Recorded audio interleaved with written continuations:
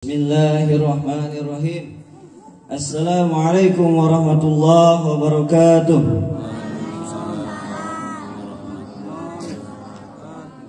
Alhamdulillahi rabbil alamin. Alhamdulillahilladzi ja'alana syahrul ramadan, syahrul quran, syahrul mubarak. Asyhadu an la ilaha illallah, ilahul awwalin wal akhirin, wa ashhadu anna Muhammadan abduhu wa rasuluhu khiyaratul muhtarin. Allahumma salli ala sayyidina Muhammad wa yusallimu taslima, wa nastaghfiruhu wa natubu ilaih, wa na'udzu billahi min shururi anfusina wa min sayyiati a'malina. May yahdihillahu fala mudilla lahu wa may yudlilhu fala hadiyalah. Usikum ibadallahu bittaqwa 'ala Allahi jalla fi 'ula, wa hathukum 'ala ta'atihi wastabtihu billadhi hiya khair. Allahu akbar, Allahu akbar, Allahu akbar, walillahil hamd. Allahu akbar kabira, walhamdulillahi katsira, wa subhanallahi bukratan wa asila. Alhamdulillah, puji dan syukur senantiasa kita haturkan kepada Allah Subhanahu wa taala. Salawat dan salam semoga terus tercurah limpah kepada uswah hasanah Nabiul Mustafa Habibana wa Nabiyana Muhammad sallallahu alaihi wasallam. Khususnya dalam hari ini, hari yang dimuliakan oleh Allah Subhanahu wa taala bagi orang beriman, diwajibkan bagi seluruhnya walitukabbirullaha ala ma hadakum, membesarkan Allah, membesarkan ibadah rukun sujud kepada Allah Subhanahu wa taala, sehingga di hari yang suci dan mulia ini seorang mukmin diwajibkan bersilaturahim untuk membesarkan agama Allah, menyampaikan hikmah-hikmah kebaikan dari apa yang ia dapatkan di bulan suci Ramadan. Silaturahim, musafahah dalam hari yang mulia ini diwajibkan untuk mengagungkan keimanan kepada Allah Subhanahu wa taala, menyingkirkan seluruh kezaliman dan menyingkirkan seluruh kebanggaan jahiliyah, kebanggaan dalam berbuat dosa, kebanggaan dalam mengikuti jejak setan, jejak orang kafir munafik. Na'udzubillah summa na'udzubillah min dzalik. Allahu akbar, Allahu akbar, walillahil hamd. Hadirin sidang Id rahimakumullah, telah banyak perjuangan dalam satu bulan ini, upaya ikhtiar, pengorbanan waktu, tenaga, seluruhnya kita korbankan untuk rukun sujud ibadah kepada Allah Subhanahu wa taala. Dari mulai 1 Ramadan kita menahan lapar dan haus dengan niat mendapat pahala, karunia dan ridho Allah Subhanahu wa taala. Demi mendapatkan pahala yang berlipat ganda, kita siap kelaparan, kita siap menahan dahaga dalam satu hari suntuk. Hadirin sedang rahimakumullah, di malam harinya yang biasa kita capek dan pakai istirahat, kita pun korbankan, memaksakan diri datang ke masjid untuk melaksanakan qiyamul Ramadan, melaksanakan sholat tarawih. Tidak cukup dengan itu, kita isi kelaparan dan haus kita dengan mengisi tilawatil Quran, membaca Al-Quran sebagai petunjuk dan modal keselamatan bagi kita semua. Tidak cukup dengan itu, kita sempurnakan saum kita dengan melaksanakan zakat fitrah, melaksanakan itikaf di 10 terakhir bulan Ramadan, dan hari ini kita sempurnakan juga dengan melaksanakan sholat Id. Ini berbagai pengorbanan yang tidak boleh kita lupakan. Ini berbagai ikhtiar yang tidak boleh kita buang begitu saja. Ini harus menjadi prestasi yang kita sampaikan kepada anak-anak kita, karena anak kita mungkin yang masih kecil belum tahu ikhtiar kita di bulan Ramadan. Jangan sampai kita termasuk orang yang merugikan diri sendiri dengan telah berusaha saum di bulan Ramadan sebulan penuh, di mana kita membuang itu semua.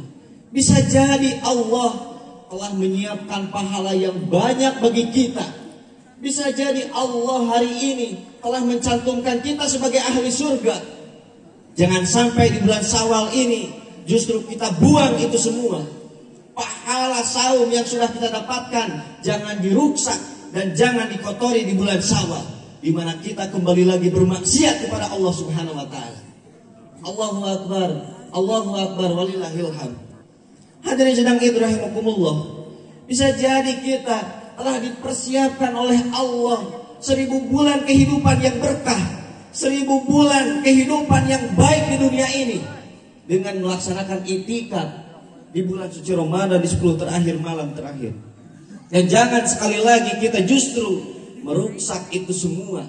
10.000 bulan yang Allah sediakan kehidupan yang terbaik, jangan sampai kita rusak dalam 1 hari 2 hari ketika kita keluar di bulan suci Ramadan. Wala takunu kalladzina naqadat azlaha min ba'di quwwatin ankatha.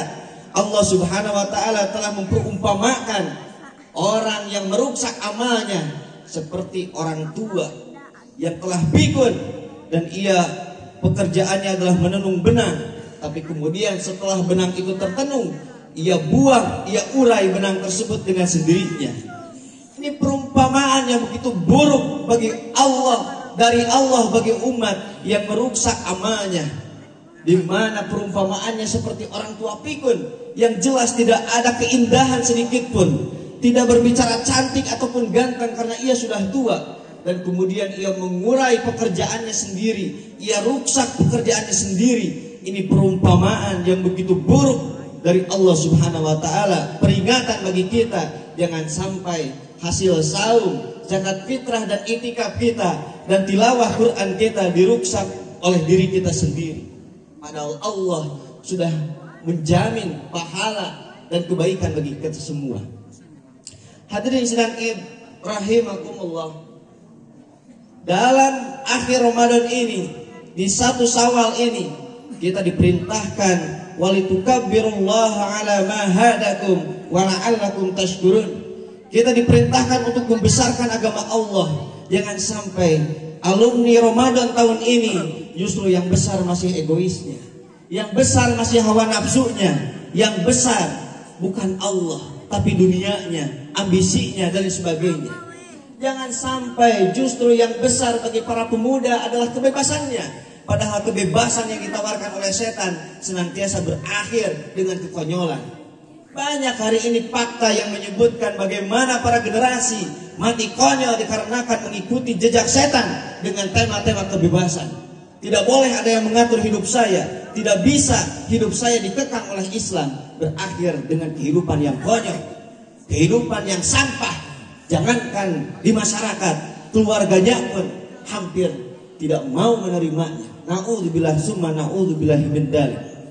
Hadirin sidang rahimakumullah. Membesarkan agama Allah ini harus sampai menghilangkan kezoliman-kezoliman yang terjadi, sampai akhirnya hanya Allah lah yang besar dalam kehidupan kita. Fa'budillaha mukhlishan lahuddin, di mana kita bisa memurnikan tauhid kepada Allah. Ala lillahi dinul khalis, karena sesungguhnya agama yang diterima oleh Allah Subhanahu wa taala adalah ia menjalankan agama dengan semurni-murninya. Karena Allah tidak menerima satu agama yang dicampuri oleh pikiran-pikiran manusia. Allah tidak pernah menerima dan meminta sedikit pun pikiran manusia untuk mencampurkan kepada agamanya. Inna dina indallahil Islam. Karena Islam bersumber dari Allah, sehingga tidak layak dan tidak pantas manusia mencederai, mencampur adukan agama Allah yang sudah sempurna dengan pikiran-pikiran manusia yang bodoh, pikiran-pikiran manusia yang zalim. Hadirin sidang rahimakumullah. Jangan sampai justru kezaliman ini masih ada, padahal kita 1 bulan telah dididik oleh Allah Subhanahu wa taala di bulan suci Ramadan. Hari ini kezaliman yang ditawarkan oleh setan bagi keluarga, di antaranya adalah bagaimana memprovokasi, di mana seorang suami katanya tidak bisa berubah karena istrinya adalah manusia yang buruk. Berdalil dengan sejarah Nabi Adam, tidak bisa saya sebagai suami. Saya tidak maksimal sebagai suami karena istrinya tidak baik. Begitu pula propaganda yang kedua bagi istri dari setan hari ini. Saya sebagai istri tidak mungkin bisa ke masjid, tidak mungkin saya bisa beribadah karena suami saya adalah orang yang buruk.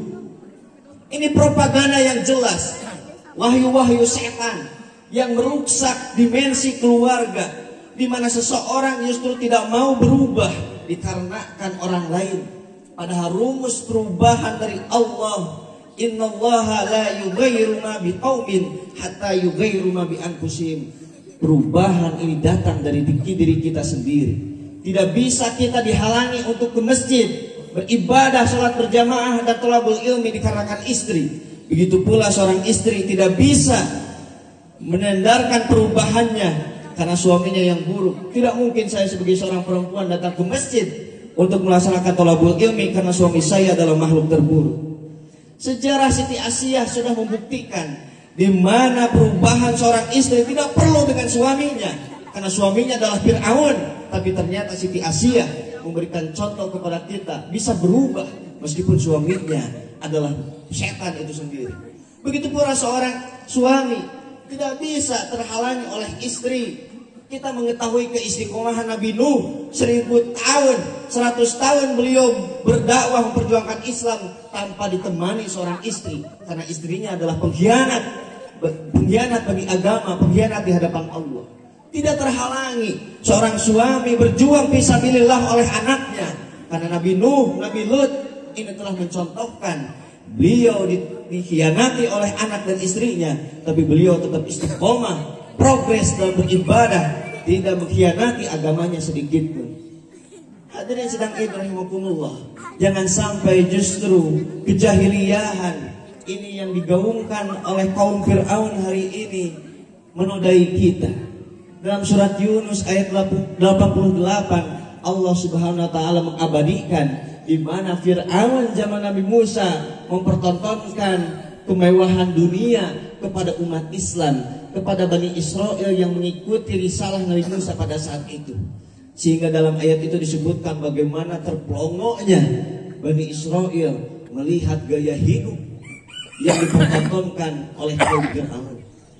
Hari ini manusia-manusia yang memilih hidupnya menghabiskan kenikmatan dunia sedang mempertontonkan kemewahan dunia kepada kita.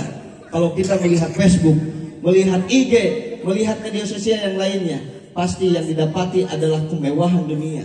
Seolah memanas-manasi keimanan kita, memberikan tawaran hidup yang jelas tidak ada baiknya. Karena dunia adalah tempat beramal. Linabluwakum ayyukum ahsanu amala. Senikmat-nikmatnya dunia adalah kecapean.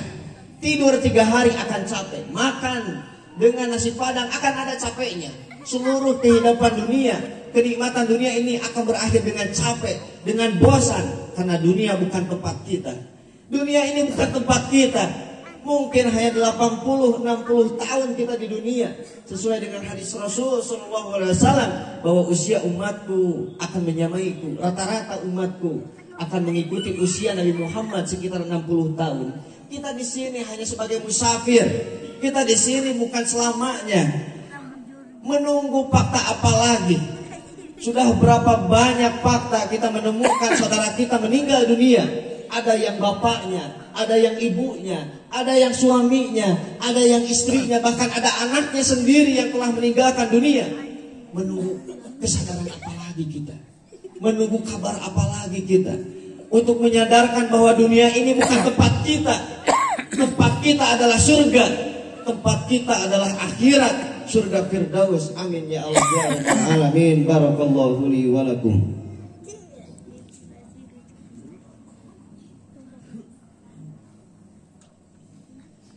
Alhamdulillahi Rabbil Alamin. Alhamdulillahilladzi anzala ala abdihil kitab wa lam yaj'al lahu 'iwaja. Asyhadu an la ilaha illallah wahdahu la syarika lah wa asyhadu anna Muhammadan 'abduhu wa rasuluhu la nabiyya ba'dah. Allahu akbar, Allahu akbar, Allahu akbar walillahil hamd. Hadirin sedang Id rahimakumullah. Di khutbah yang kedua ini khatib ingin menegaskan, dalam Al-Quran ada 4 pola, ada 4 hukum cara Allah menghilangkan kezaliman di muka bumi ini.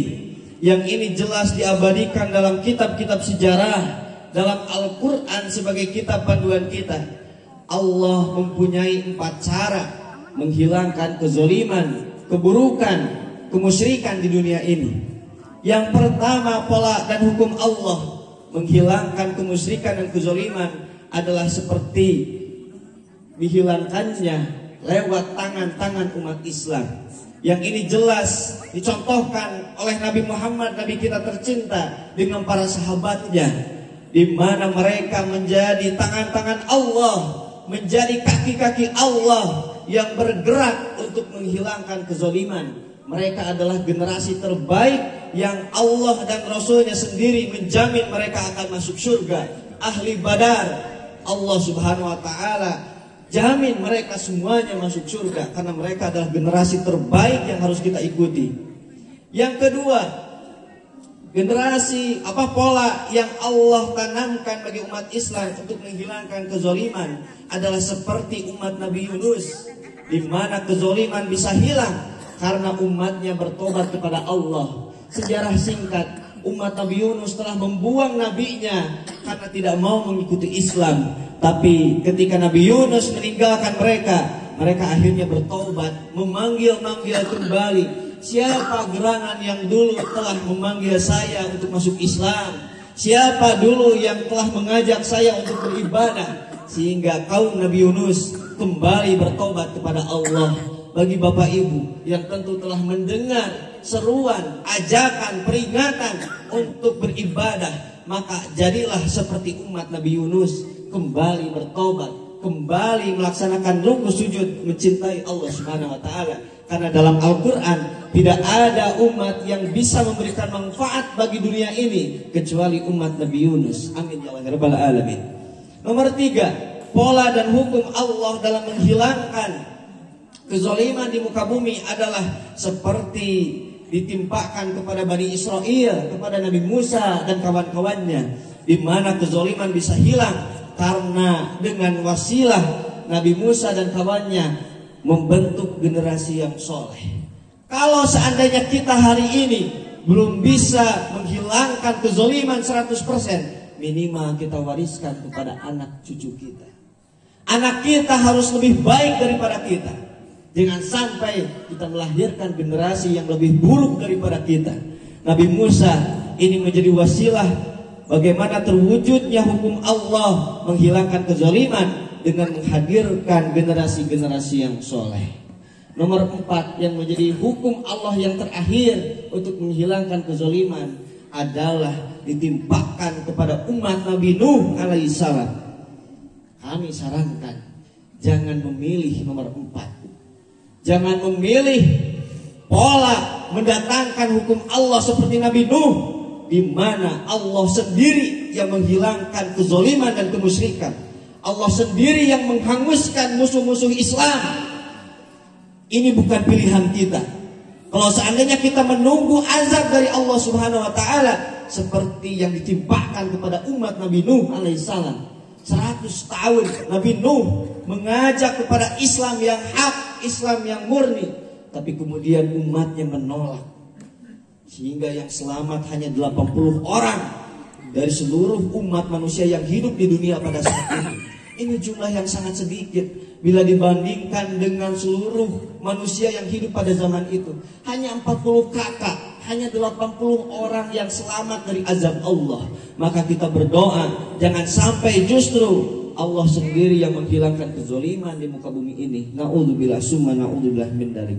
Maka tentunya seluruh rangkaian ibadah kita adalah kita sama-sama awali dengan niat yang baik, dengan silaturahim, dengan saling membebaskan dosa kita sesama manusia. Mudah-mudahan Allah memberikan curahan nikmat, karunia, keberkahan kepada kita semua. Amin ya Allah ya rabbal alamin. Allahumma ighfir lil mu'minina wal mu'minat wal muslimina wal muslimat al ahya'u minhum wal amwat bi rahmatika ya arhamar rahimin. Rabbana innana sami'na munadiya yunadi lil iman an aminu bi rabbikum fa amanna. Rabbana faghfir lana dzunubana wa kaffir 'anna sayyi'atina wa tawaffana ma'al abrar. Rabbana wa atina ma wa'adtana 'ala rusulik wa la tukhzina yawmal qiyamah wa la tukhzina yawmal qiyamah. Allahumma a'izzal Islam wal muslimin. Allahumma ansur mujahidin fi Palestin. Allahumma ansur fi mujahidin fi Palestin. Subhana rabbika rabbil izzati amma yasifun wa salamun alal mursalin walhamdulillahi rabbil alamin. Assalamualaikum warahmatullahi wabarakatuh.